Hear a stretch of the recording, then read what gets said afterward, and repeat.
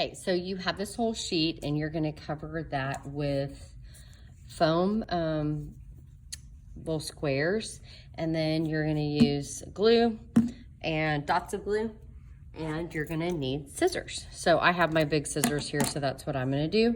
So what you're gonna start with is you can actually cut these all at one time if you want to, but you want to actually cut them the shape of a square. So what I do is I kind of hold it up with my scissors open and I can kind of see if it's the right shape. If it's this long, that's a rectangle, so you don't want to do that.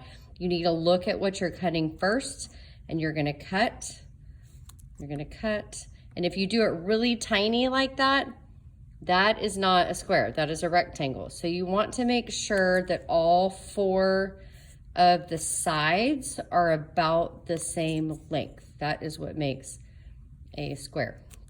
So I'm gonna go ahead and cut 3 of these. You can only get 3 sticks at a time. I'm gonna cut 3 of them together, and then I have all these squares that I can use. So now I'm gonna kind of make a pile over here because then I'm ready to add them to my paper. So what I do is I do a dot of glue. So it obviously you don't want it bigger than the dot of glue on your paper.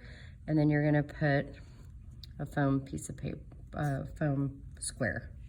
You can do whatever colors you want. Like if you wanna do all of one color in a row, you can do that.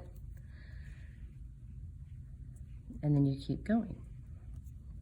Now, the purpose of this is you're trying to control the glue.